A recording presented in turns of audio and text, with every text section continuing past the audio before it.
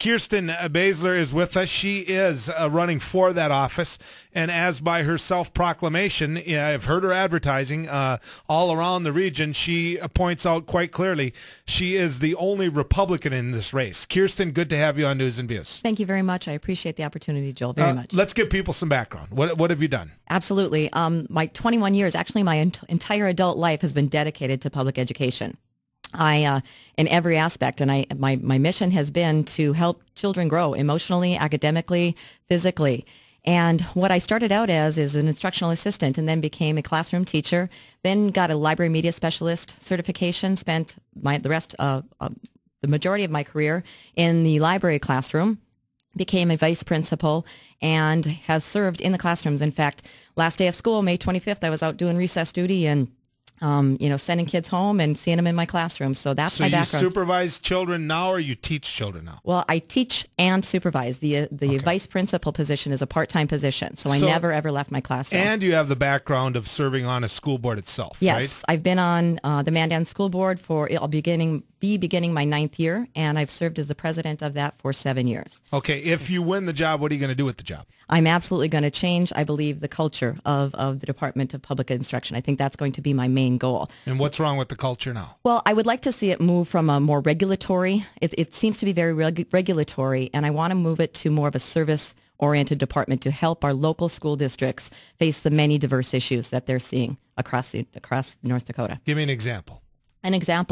Several examples. I'll show you the diversity. You have Williston out there that's, faced with the incredible increasing enrollment problems that they're having with the new students. And then you have West Fargo with 23 different languages. Those are two different issues that need to be addressed, and they need to be addressed uniquely.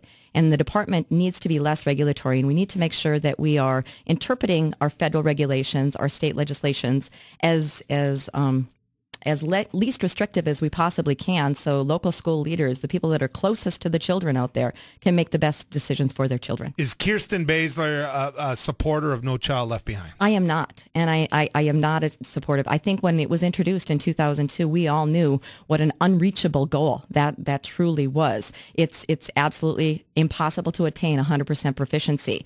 I think accountability is good, and I believe that we all expect accountability from our school teachers, from our school leaders.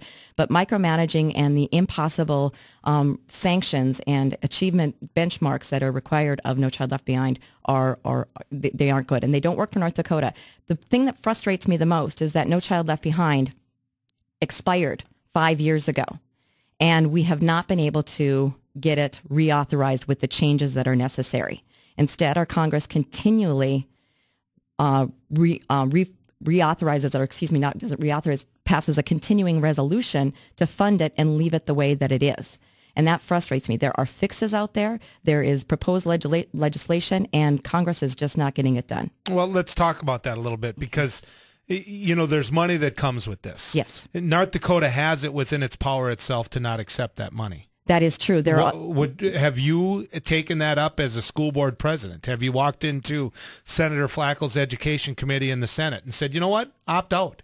Opt out. Let's forget this 10% funding mechanism. Let's not take the federal dollars. I don't like the rules. I don't like the program. Well, what I think I have traveled to D.C. for every year for the last 5 years to try and get them to change it. As far as having North Dakota just absolutely refuse the money, the thing I think people miss when they talk about No Child Left Behind is that it's actually a nickname for ESEA and the Elementary Secondary Education Act. That has been around since the 1970s, and it has served us very well. But what happened in 2002 is ESEA took on all of these sanctions and these mandates that are absolutely impossible, and it didn't work.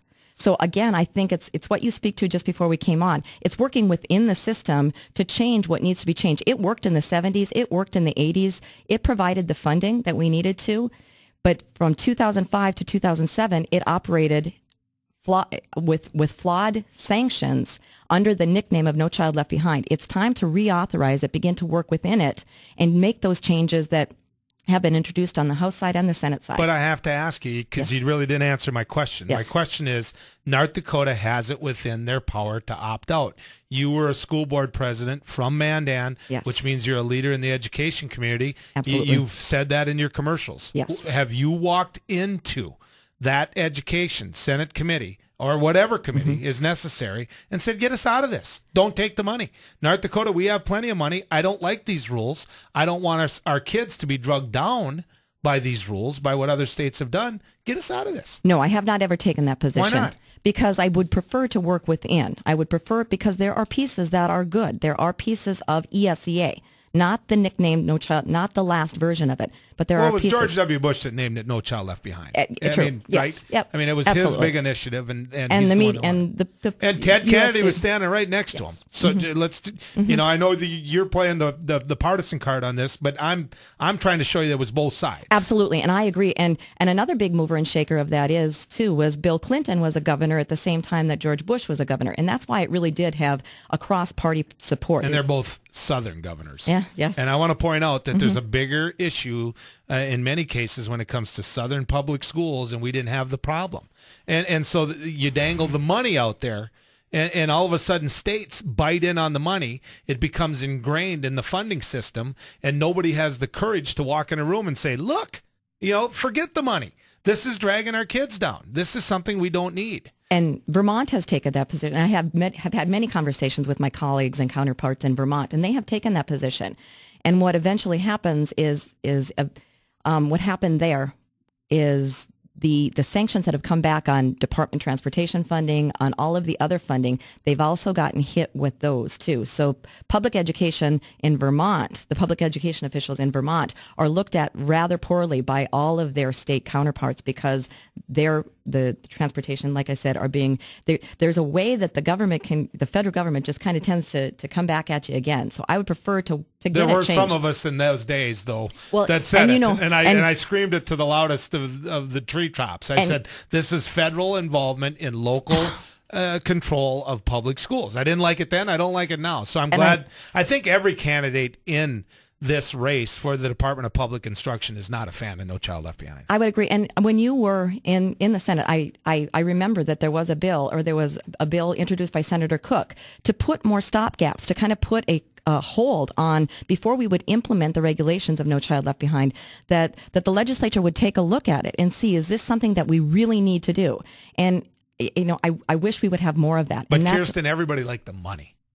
I mean, everybody liked the money. When we made runs at it and when we tried to argue it, everybody liked the money. I have some basic questions in relation to what we can expect in terms of changes in the departments. And also, I've been hit throughout this race for the Department of Public Instruction from what people expect from their educators, which, of course, you say less regulatory, but really you're in charge of making sure these educators and the superintendents follow an overall plan. Absolutely. If you get this job.